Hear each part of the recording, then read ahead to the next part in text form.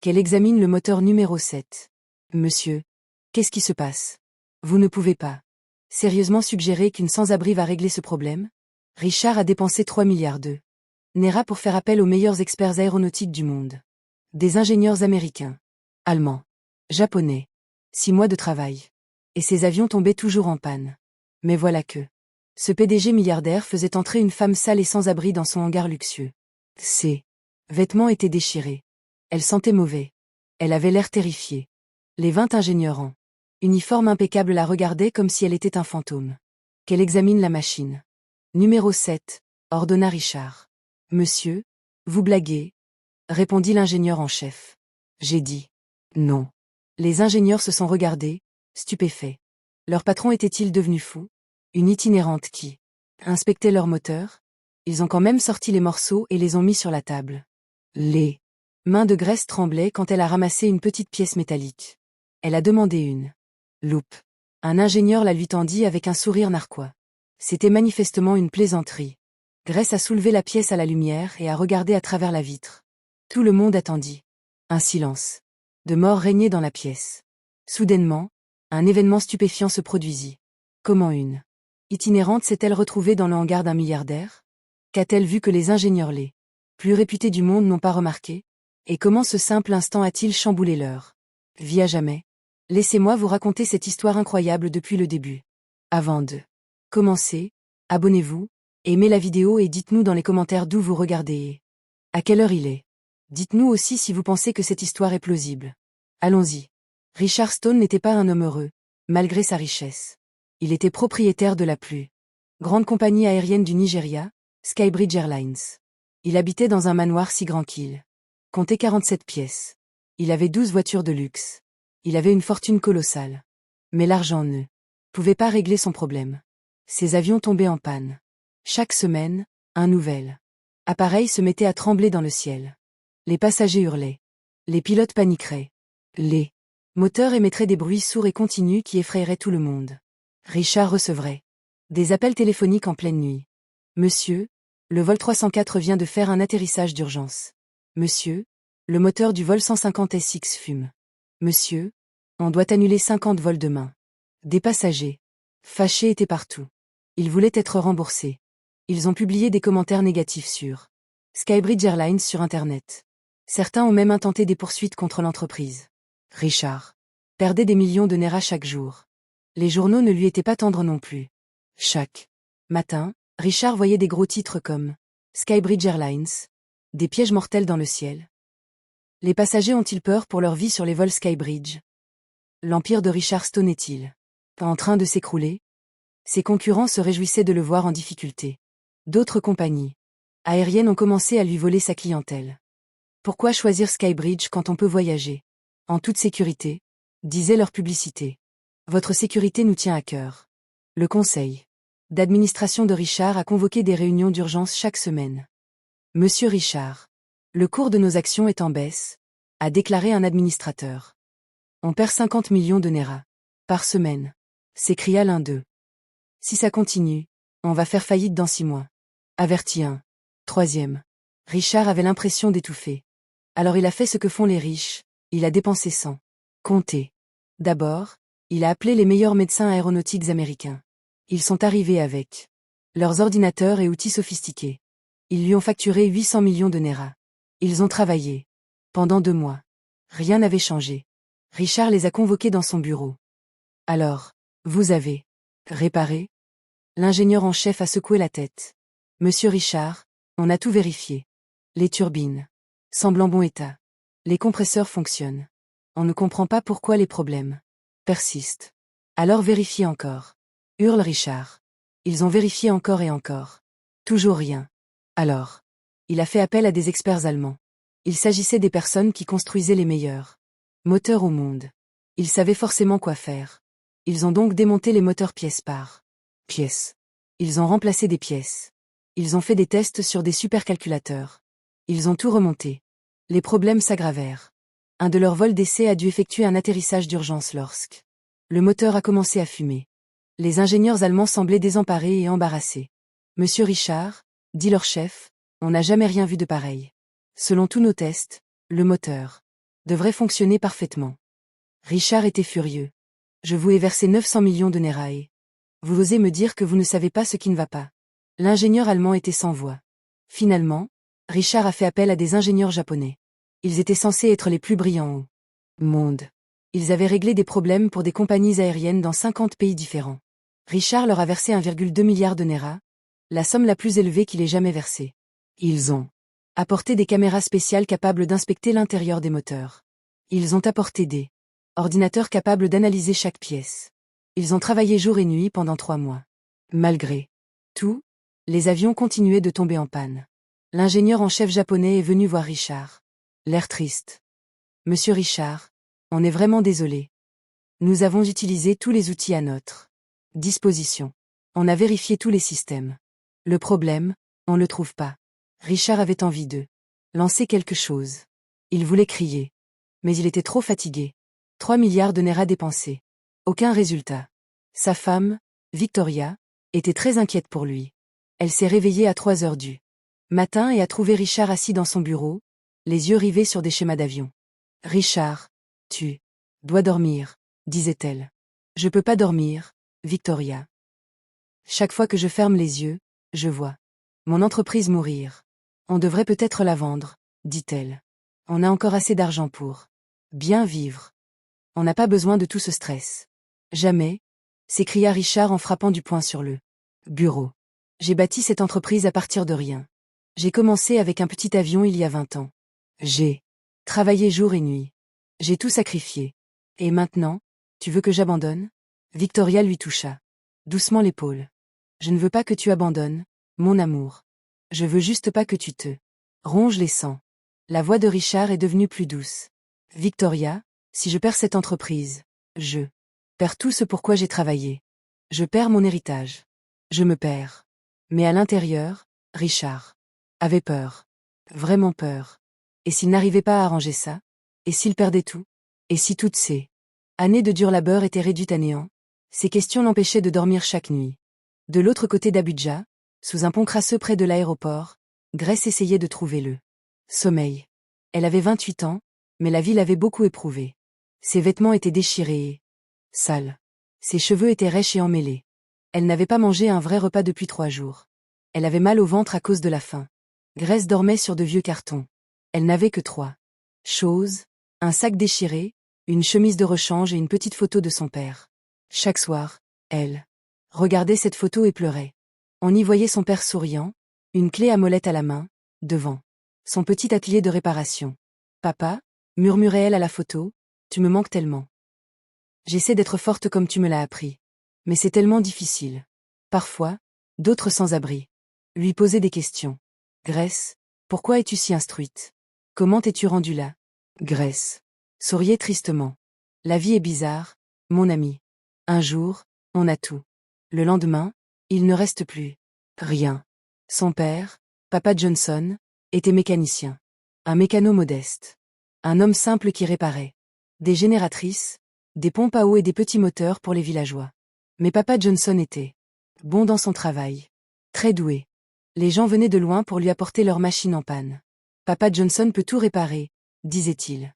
Petite, Grace s'asseyait tous les jours à côté de son père après l'école. Pendant que les autres enfants jouaient, Grace regardait son père travailler. « Papa, qu'est-ce que tu fais ?» demandait-elle. « J'écoute le moteur, ma fille, » répondait-il avec un sourire. Chaque moteur a une voix. Si vous tendez l'oreille, il vous dira ce qui ne va pas. Les moteurs peuvent parler. La petite Grace demandait, les yeux grands ouverts. Oui, ma fille. Mais il faut faire très attention pour les entendre. Papa Johnson laissait la jeune Grace manipuler ses outils. Il lui montrait comment les moteurs fonctionnaient, comment le carburant et l'air se mélangeaient, comment les bougies d'allumage produisent l'étincelle, comment toutes ces petites pièces doivent fonctionner en parfaite harmonie, comme une famille. Réparer un moteur, c'est comme être médecin, disait son père à Grace. Il faut déceler le petit problème avant qu'il ne s'aggrave. Un seul petit problème peut paralyser toute la machine. Grace aimait les moteurs. Alors que les autres filles jouaient à la poupée, Grace bricolait des moteurs. Alors que les autres enfants regardaient des dessins animés, Grace regardait son père travailler. À 12 ans, elle était déjà capable de réparer elle-même des moteurs. Simples. À 15 ans, elle aidait son père à faire des réparations complexes. Elle avait un talent particulier, elle pouvait entendre quand un moteur avait un problème. Juste en l'écoutant, elle pouvait dire ce qui n'allait pas. Un jour, un homme a amené son générateur à l'atelier.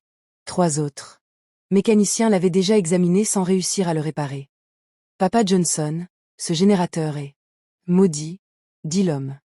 Personne ne peut le réparer. Papa Johnson était occupé ailleurs. Grace. A-t-il appelé sa fille de 16 ans? Peux-tu vérifier cette génératrice? Grace a écouté la génératrice. Pendant 2 minutes seulement. Puis elle dit, la conduite de carburant est légèrement fissurée. De l'air s'infiltre. C'est pour ça que ça ne fonctionne pas correctement. L'homme rit. Une petite fille va me dire ce qui va pas. J'ai amené ça chez un vrai garagiste. Mais Grace avait raison. Papa Johnson a vérifié et a trouvé la petite fissure exactement là où Grace l'avait indiqué. Ils l'ont réparée en 10 minutes. L'homme était stupéfait. Cette fille est un miracle, a-t-il dit. Cette fille est spéciale, disait fièrement Papa Johnson. Un jour, elle sera une grande ingénieure. Peut-être même qu'elle va réparer des avions. Quand Grace entendait ça, elle rêvait de travailler sur de gros avions. Elle s'imaginait en uniforme impeccable, réparant des réacteurs, voyageant à travers le monde. Mais la vie en avait décidé autrement. Le jour de ses 18 ans, Grace a été frappée par le drame. Un soir, son père revenait du travail en voiture lorsqu'un conducteur en état d'ébriété a percuté son véhicule. L'accident a été terrible. Papa Johnson est mort sur le coup. Le monde de Grace s'écroula. Sa mère est décédée alors. Qu'elle n'était qu'un bébé. Papa Johnson était tout ce qui lui restait. Aux funérailles, Grace se tenait près de la tombe de son père, pleurant à chaudes larmes. Papa, qu'est-ce que je vais faire sans toi? Murmura-t-elle. Il a fallu vendre le petit atelier de réparation pour payer les funérailles et les dettes de son père. Du jour au lendemain, Grace n'avait plus de famille, plus d'argent, plus de maison, pas de magasin. Elle était complètement seule au monde. Grace a essayé de trouver du travail.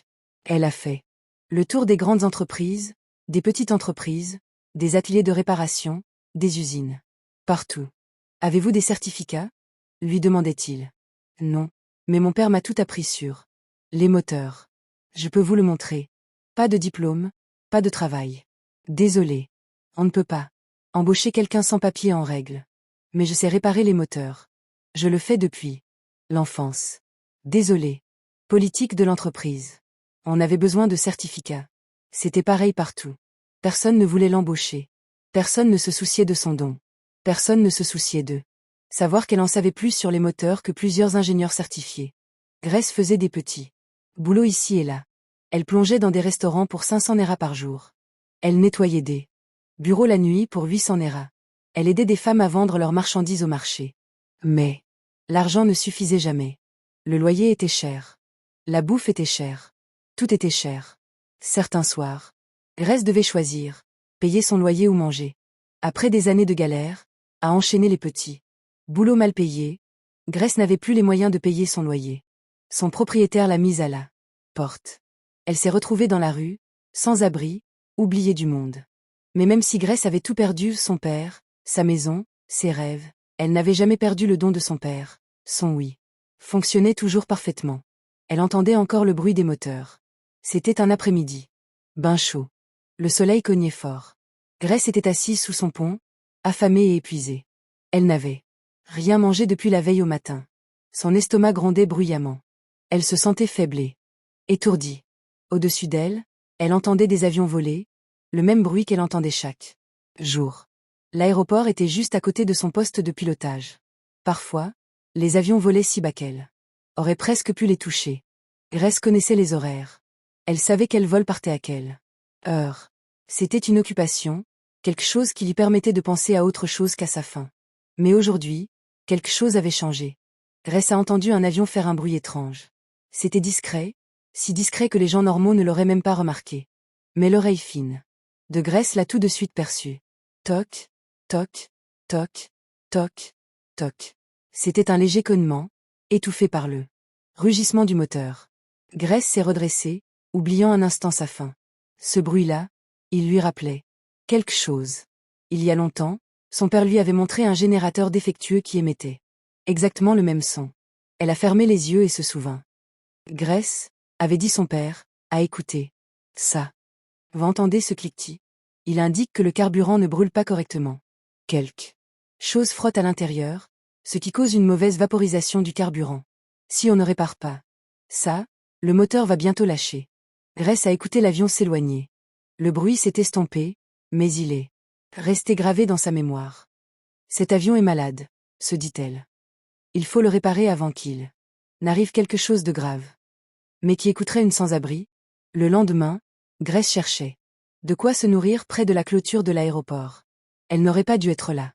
C'était une propriété privée. Mais elle avait tellement faim, et parfois les ouvriers jetaient de la nourriture encore bonne. C'est alors qu'elle a aperçu quelque chose d'intéressant. Des ouvriers lançaient des pièces d'avion usagées. De grands sacs noirs remplis de morceaux de métal. Ils les lançaient en pile près de la clôture. La curiosité de Grace l'a attirée plus près. Malgré la faim et la fatigue, elle n'a pas pu résister. Les moteurs étaient sa passion. Elle a jeté un coup d'œil autour d'elle pour s'assurer que personne ne la regardait. Puis, d'un geste rapide, elle a attrapé une pièce de métal brillante dans le tas. C'était un injecteur de carburant. Grace l'a su tout de suite, car son père lui avait montré des pièces semblables. Sur des génératrices et des pompes à eau. Elle l'a examiné attentivement au soleil, le tournant dans tous les sens. Et c'est là qu'elle l'a vu. De minuscules rayures. À l'intérieur de l'injecteur. Des marques. Qui n'auraient pas dû être là. Le cœur de Grace s'est mis à battre la chamade. Ses mains tremblaient. Serait-ce ça? Ces minuscules égratignures seraient-elles la raison pour laquelle les avions faisaient ce bruit de cognement? Elle s'est souvenue des paroles de son père. Les petits problèmes causent de gros problèmes, Grace. N'ignore jamais les petits détails. Grace voulait se confier à quelqu'un. Elle voulait aider. Mais qui écouterait une sans-abri? Qui lui donnerait même la parole? Ce même jour, Richard Stone était à l'aéroport, et il était furieux. Un autre de ses avions venait de faire un atterrissage d'urgence. Nouvelle panne de moteur. Les 200 passagers criaient et réclamaient leur remboursement. Certains menaçaient de porter plainte. Un passager furieux criait sur le personnel de Richard. J'aurais pu mourir là-haut. L'avion tremblait comme une feuille. Je veux être remboursé et obtenir réparation pour le préjudice moral subi. L'ingénieur en chef de Richard se tenait à côté de lui, l'air honteux et effrayé. Monsieur, je suis vraiment désolé. On a tout essayé. Ne me dis pas que t'as tout essayé. Richard a crié, le visage rouge de colère. Si vous aviez tout essayé, mes avions seraient réparés. Si vous aviez tout essayé, je ne perdrais pas mon entreprise. L'ingénieur baissa les yeux, sans dire un mot. Qu'est-ce qu'il pouvait dire? Il avait vraiment tout essayé. T'es viré, dit froidement Richard. Faites vos valises. Mais monsieur, renvoyez, Déu. Richard était tellement frustré qu'il avait besoin de s'en aller avant de dire ou de faire pire. Qu'il avait besoin d'air. Il avait besoin d'espace. Il avait besoin de réfléchir. Il s'est dirigé vers le fond de l'aéroport, loin de la foule, loin des passagers qui criaient, loin des ingénieurs incompétents. C'est alors qu'il l'a vue, une femme maigre en vêtements sales, assise près de la clôture, tenant une pièce d'avion entre ses mains et la contemplant comme si c'était la chose la plus précieuse au monde. Pendant un instant, Richard la regardait simplement. Il y avait quelque chose dans la façon dont elle regardait cette pièce, avec une telle concentration, une telle intelligence. Puis la colère l'emporta. « Hé !» a crié Richard. « Toi, qu'est-ce que tu fais? C'est une propriété privée. » Grace sursauta. Effrayée. La pièce métallique lui a échappé des mains et est tombée au sol. « Je suis désolée, monsieur. Je pars tout de suite. » Elle s'est mise à courir, terrifiée. « Attends, » dit Richard. « Où avez-vous trouvé cette pièce? » Grace s'arrêta. Elle s'est retournée lentement, pointant vers le tas d'ordures d'une main tremblante. « De là, monsieur. Je ne l'ai pas volé. Il était dans la poubelle. Je suis désolée. Je regardais. Tout simplement. » Richard s'approcha. Il a alors pu voir qu'elle était sans abri. Ses vêtements étaient déchirés et sales, elle était très maigre et sentait mauvais. Mais ses yeux étaient vifs et intelligents. Quelque chose dans son regard lui rappelait sa jeunesse, quand il était avide de connaissances. « Pourquoi voulez-vous des pièces d'avion ?» demanda-t-il d'une voix plus douce. « Avant, oui. Mon père m'a tout appris sur les moteurs, monsieur. » Richard rit. Mais ce n'était pas un rire joyeux. C'était un rire las, amer et frustré. « Vous étudiez les moteurs? C'est drôle. Sais-tu qui je suis? » Grace a secoué la tête. « Je suis Richard Stone. Je suis propriétaire de Skybridge Airlines. Et j'ai fait appel aux meilleurs ingénieurs du monde entier pour travailler sur mes moteurs pendant 6 mois. Des ingénieurs américains, allemands et japonais. Je leur ai versé 3 milliards de Naira. Et ils sont incapables de réparer mes avions. Croyez-vous vraiment connaître les moteurs d'avion? N'importe. Qui d'autre aurait pris la fuite? Une personne normale se serait excusée et serait partie. Mais quelque chose chez Grace la rendait courageuse. Peut-être que c'était l'esprit de son père. Peut-être que c'était le désespoir. Peut-être que c'était le destin. Monsieur, dit-elle doucement, puis-je vous demander quel problème rencontrent vos avions? Richard fut surpris. Il s'attendait à ce qu'elle prenne la fuite. Il s'attendait à ce qu'elle s'excuse. Mais la voilà qui lui posait des questions comme une ingénieure. Il allait partir. Mais le sérieux du visage de cette femme l'arrêta. Très bien, dit-il. Les moteurs vibrent fortement. Ils font des cliquetis. Ils perdent de la puissance en vol. Les passagers sont terrifiés. Et personne, absolument personne, ne peut me dire pourquoi. Tant mieux maintenant. Les yeux de Grace s'écarquillèrent. Des coups à la porte. Exactement comme l'avion qu'elle avait entendu la veille.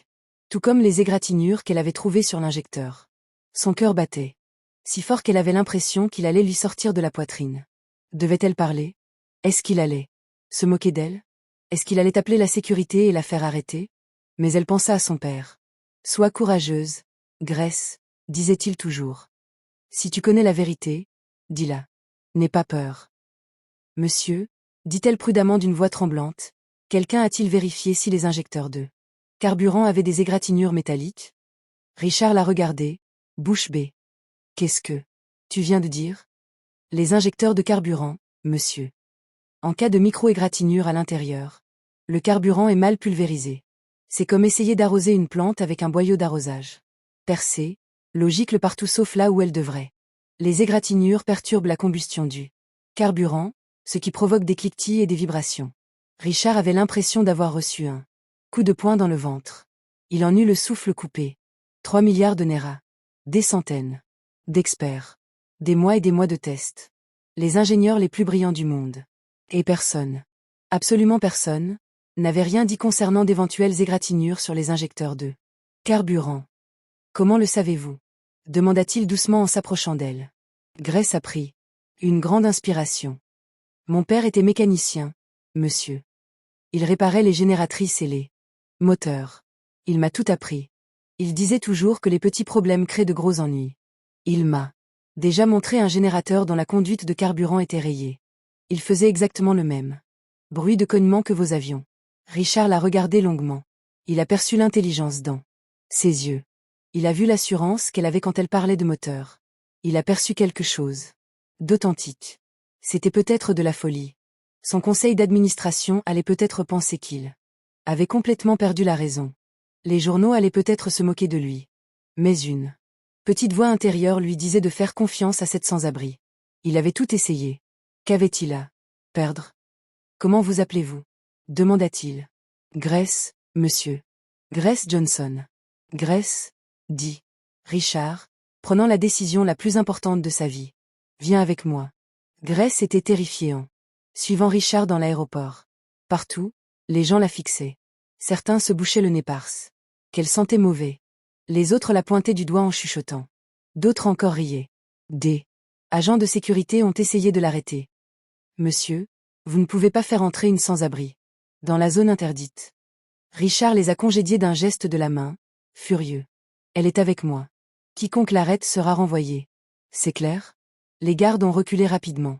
Ils ont traversé deux longs couloirs. Grace n'avait jamais mis les pieds dans un édifice aussi immense. Tout était si propre, si cher, si différent de son monde sous le pont. Finalement, ils sont entrés dans un immense bâtiment, le hangar de maintenance. Il était rempli de moteurs d'avion et de pièces détachées. Une forte odeur d'huile et de métal imprégnait l'air. 20 ingénieurs en uniforme impeccable travaillaient. Là, quand ils ont vu leur chef entrer avec une sans-abri sale, ils sont restés bouche bée. Certains sont arrêtés net de travailler. Ils n'en croyaient pas leurs yeux. Monsieur, dit l'ingénieur en chef. D'une voix pleine de confusion, qu'est-ce qui se passe? Qui est cette personne? C'est Grace. Répondit simplement Richard. Apporte-moi le moteur numéro 7. Qu'elle l'examine. Les ingénieurs ont échangé un regard. Leur patron était-il en train de perdre la tête? Le stress lui avait-il fait perdre la tête? Monsieur, vous ne pouvez pas être sérieux, a commencé l'ingénieur en chef. J'ai dit non. La voix de Richard était tonitruante. Les ingénieurs ont agi rapidement. Personne ne voulait l'énerver davantage. Ils ont sorti des pièces du moteur numéro 7 et les ont placées sur une table propre. Les mains de Grace tremblaient alors qu'elle s'approchait de la table. Elle avait l'impression de rêver. Était-ce bien réel? Toutes ces personnes importantes la regardaient. Et si elle s'était trompée? Et si elle avait fait une erreur? Et s'il se moquait d'elle et la chassait? Mais elle se souvint alors de la voix de son père. Fais-toi confiance, Grace. Fais confiance à ce que tu sais. Elle a pris un injecteur de carburant. Elle l'a fait tourner lentement, l'examinant sous tous les angles. Il était plus gros que celui qu'elle avait vu sur les générateurs, mais le principe était le même.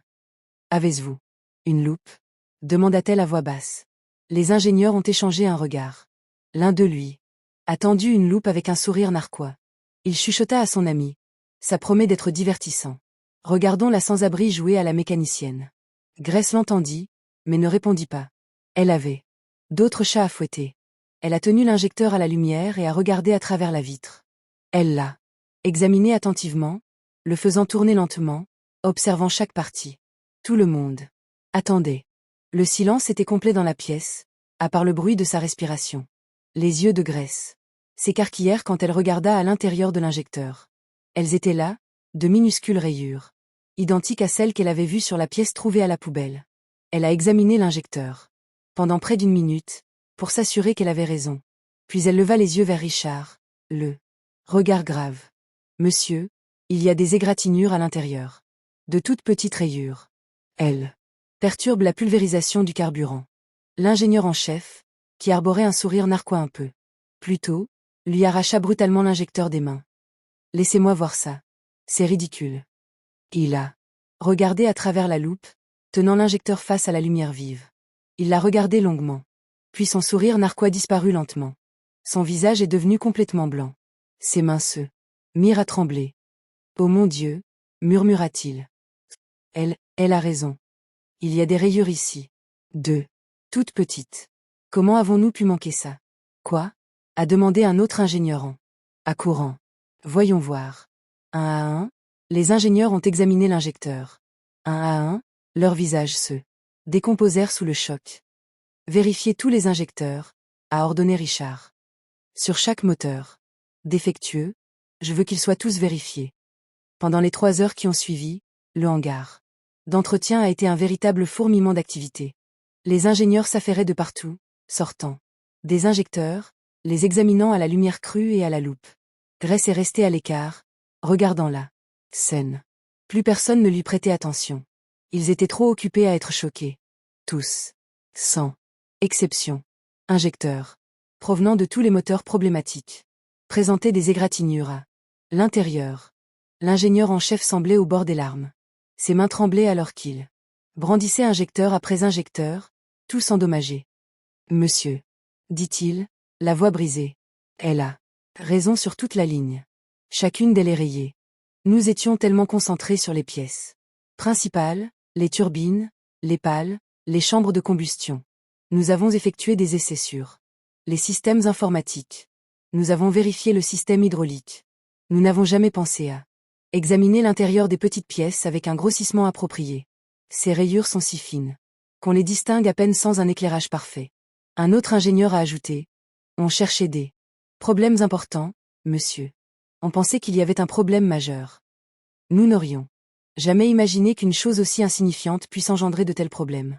Richard s'est tourné vers Grace. Sa voix était douce, respectueuse.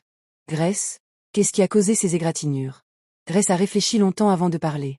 Elle voulait trouver la bonne réponse. Monsieur, je pense que du carburant de mauvaise qualité a été utilisé.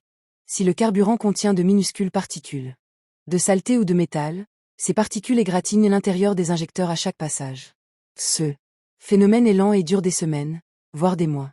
À chaque passage, ces particules égratignent un peu plus l'intérieur des injecteurs. Au bout du mois, les égratignures sont assez profondes pour modifier la pulvérisation du carburant. Le mécanicien en chef a alors compris. L'essence. Monsieur, Vous vous souvenez, il y a 6 mois, nous avions changé de fournisseur pour un carburant moins cher afin de faire des économies. Le conseil d'administration nous a ordonné de réduire les coûts. Richard, furieux, en prit une bouffée de colère. Vous voulez dire qu'on a bousillé nos moteurs pour économiser quelques millions de néras de carburant? Demanda-t-il. Ce carburant bon marché devait être plein d'impuretés, ajouta Grace d'une voix douce. Ça fait des mois que ça abîme vos injecteurs. À chaque vol, les rayures s'aggravaient. C'est pourquoi les problèmes se sont intensifiés au lieu de s'améliorer. Richard est resté immobile pendant un moment, essayant de comprendre. Puis il s'est mis à rire. Pas d'un rire joyeux, mais d'un rire fou et frustré. 3 milliards de néras, a-t-il dit. 3 milliards de néras dépensés en experts. Et une itinérante a trouvé la solution en 5 minutes. Il a regardé Grace d'un œil nouveau. Cette femme était spéciale. Très spéciale. Richard n'a pas perdu une seconde. Il a sorti son téléphone et a tout de suite appelé le fabricant des injecteurs de carburant. Voici Richard Stone de Skybridge Airlines. J'ai besoin de 500 nouveaux injecteurs de carburant pour moteur de Boeing 737. Le prix n'est pas un problème. Il me les faut dans une semaine. Monsieur Stone, c'est une commande très importante. Ça prend habituellement 3 semaines. Je vous paierai le double si vous me les faites parvenir en une semaine. Triplez le prix si vous les recevez dans les 5 jours. Oui, monsieur. On s'en occupe. Ensuite, il a appelé le fournisseur de carburant bon marché. Ici Richard Stone. Votre carburant contaminé. Détruit mes moteurs depuis 6 mois. Vous êtes licencié. Je porte aussi plainte contre vous pour dommages et intérêts. Vous recevrez bientôt un message de mes avocats. Il a ensuite embauché une nouvelle compagnie pétrolière, la meilleure du Nigeria. Je veux que la pureté de ton carburant soit contrôlée quotidiennement. Je veux des rapports. Je veux des garanties. Le prix m'importe peu. La qualité l'emporte sur le prix. Toujours. Après avoir fait ses appels, Richard s'est tourné vers Grace. Grace, vous êtes embauché. À partir de maintenant. Monsieur, je n'ai pas de diplôme. Commença Grace, les larmes aux yeux. Je m'en fous des diplômes, l'interrompit Richard d'une voix ferme. Les certificats n'ont pas réparé mes avions. Les certificats n'ont pas sauvé mon entreprise. C'est toi qui l'as fait. Vous possédez quelque chose qu'aucune école ne peut enseigner. Une vraie connaissance, un don. Vous êtes embauché. C'est définitif. Grace n'en croyait pas ses oreilles. Était-ce réel? Était-ce vraiment en train de se produire? Ou rêvait-elle sous son pont? Mais monsieur, j'ai même pas de vêtements propres. J'ai nulle part où aller. Richard a téléphoné à sa secrétaire. Maria. Amène Grace au meilleur magasin de vêtements d'Abuja. Offrez-lui 20 tenues professionnelles. Complètes. Réservez-lui aussi une chambre dans un bon hôtel pour le mois prochain. Utilisez la carte de l'entreprise pour lui faire passer un bilan de santé complet. Oui, monsieur, répondit Maria, visiblement surprise. Richard a regardé Grace avec bienveillance. Accompagnez Maria. Lavez-vous. Reposez-vous. Mangez un bon repas. Je te recontacterai. Grace s'est mise à pleurer. Elle ne pouvait pas s'en empêcher. Il y a 2 heures, elle était sans abri et affamée. Maintenant, elle avait un emploi, des vêtements et un toit. Merci monsieur. Sanglé. Merci beaucoup. Vous ne le regretterez pas. Je vous promets de travailler dur. Je sais que tu vas y arriver, sourit Richard. 5 jours plus tard, le miracle se produisit. Tous les injecteurs endommagés avaient été remplacés par des neufs et propres. Tous les moteurs utilisaient maintenant du carburant pur et testé provenant du nouveau fournisseur. Richard a personnellement assisté au premier vol d'essai. Ses mains tremblaient. Alors qu'il se tenait sur la piste. C'était le moment décisif. Si ça ne marchait pas, c'était fini pour lui. Son entreprise avait fait faillite. Tout était fini. Le pilote d'essai a démarré le moteur. Tout a commencé sans problème. Sans coup. Sans secousse. Pas de bruit étrange. Il ronronnait comme un chat heureux, comme un moteur devrait le faire. Écoutez ça, a dit l'ingénieur en chef, les larmes aux yeux. C'est parfait. Le pilote d'essai a fait décoller l'avion. Richard l'a regardé s'élever dans le ciel, retenant son souffle. L'avion a volé pendant 2 heures, effectuant tous les tests possibles. Virage serré, montée rapide, descente rapide, vitesse maximale. Tout. À l'atterrissage, le pilote arborait un grand sourire, comme un enfant le matin de Noël. Monsieur, s'écria-t-il en sortant du cockpit. C'était le vol le plus agréable que j'ai fait depuis des mois. Le moteur est impeccable. Il tourne comme une horloge. Mieux que neuf. Richard a senti des larmes couler sur son visage. Il s'en foutait des regards. Il s'en foutait qu'un PDG milliardaire ne soit pas censé pleurer. Après tout cet argent. Après tout ce stress. Après avoir failli perdre son entreprise. Après des nuits blanches et une angoisse sans fin, une sans-abri l'avait sauvé. La semaine suivante, tous les autres moteurs ont été réparés. Chaque avion a été équipé de nouveaux injecteurs et rempli de carburant propre. Les vols d'essai se sont tous déroulés à merveille. Aucun problème. Pas de secousse. Pas de coup. Rien. Les avions étaient de nouveau en bon état. Richard a convoqué une conférence de presse. Des journalistes de tous les journaux et chaînes de télévision étaient présents. Mesdames et messieurs, annonça Richard, j'ai le plaisir de vous annoncer que Skybridge Airlines reprend ses activités. Nos moteurs ont été complètement réparés. Nous reprendrons nos opérations complètes dès lundi. Monsieur Richard. Monsieur Richard. Criaient les journalistes. Quel était le problème avec les moteurs? Il s'agissait d'un problème de carburant contaminé et d'injecteurs endommagés. Le problème a été entièrement résolu. Comment as-tu finalement trouvé la solution après 6 mois? Richard sourit. C'est une autre histoire. Mais j'en ai tiré une leçon importante. La sagesse et le savoir peuvent surgir des endroits les plus inattendus. Ce soir-là, Richard est parti à la recherche de Grace. Elle était censée être à l'hôtel, mais Richard avait une intuition quant à l'endroit où il pourrait la trouver. Sa Mercedes de luxe s'est arrêtée près du vieux pont où Grace avait l'habitude de dormir. Et la voilà, debout sous le pont, vêtue de ses vêtements neufs et propres, en train de jaser avec quelques-uns des sans-abri qui vivaient encore là. Grace a vu sa voiture et a eu un moment de peur. Monsieur, je suis désolé. J'apportais juste de la bouffe à mes amis. Grace, dit Richard avec un sourire chaleureux, vous n'avez pas à vous excuser d'être gentille. Monte dans la voiture. Faut qu'on parle. Il l'a amenée à son bureau, une magnifique pièce au dernier étage d'un grand immeuble. De verre. La vue embrassait toute la ville d'Abuja qui s'étendait à ses pieds. Grace n'était jamais montée aussi haut. Elle pouvait voir toute la ville. Elle pouvait même apercevoir le pont où elle dormait autrefois. Grace, dit Richard d'un ton grave, grâce à vous, mes avions volent à merveille. Les passagers sont ravis. Mon entreprise est sauvée. Vous avez réglé un problème qui m'a coûté 3 milliards de Naira et qui a failli anéantir tout ce que j'avais construit. J'aimerais vous offrir un vrai emploi. Un emploi? Grace chuchota, n'osant même pas l'espérer. Oui, mais pas n'importe lequel. Je veux que tu sois inspectrice de moteur dans mon service de maintenance. Vous superviserez l'équipe. Vous leur transmettrez vos connaissances. Ce n'est pas tout. Je financerai tes études. Vous obtiendrez de véritables diplômes en génie aéronautique. T'as un don, Grace. Un vrai cadeau. Exceptionnel. Ce serait un crime de laisser ce don périr dans la rue. Grace s'est mise à pleurer. Monsieur, je ne sais pas quoi dire. C'est au-delà de mes espérances. Dites oui. Oui. Oui, monsieur. Merci. Merci beaucoup. Je te rendrai fier. Je vous le promets. Attendez, c'est pas fini, sourit Richard. Vous m'avez fait économiser des milliards de Naira. En guise de remerciement, je vous offre 20 millions de Naira en prime, tout de suite. Achetez un appartement. Achetez des meubles. Achetez tout ce dont vous avez besoin. Commence ta nouvelle vie du bon pied.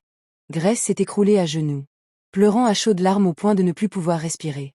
Elle était incapable de parler. Elle ne pouvait que pleurer. Pendant 2 ans, elle avait dormi sous un pont. Elle avait eu faim. Elle avait eu froid. Elle avait été seule. Elle avait été invisible. Les gens passaient devant elle comme si elle n'existait pas. Ils l'enjambaient comme si c'était un déchet. Elle avait cru que Dieu l'avait oubliée.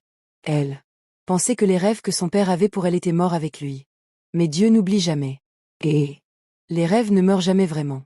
Richard l'a aidée à se relever. Grace, retourne chez toi. Repose-toi. Célébrez. Et lundi, soyez prêts à changer de vie. Alors, qu'avez-vous tiré de cette histoire? Laissez un commentaire ci-dessous pour me le dire. Avez-vous déjà été jugé sur votre apparence? Vous êtes-vous déjà senti invisible? Partagez votre histoire en commentaire. Si ce témoignage vous a touché, abonnez-vous sans plus tarder. N'oubliez pas d'aimer et d'activer les notifications pour ne manquer aucune de nos prochaines histoires passionnantes. Dites-nous quelle leçon vous a le plus marqué. La détermination de Grace? L'humilité de Richard?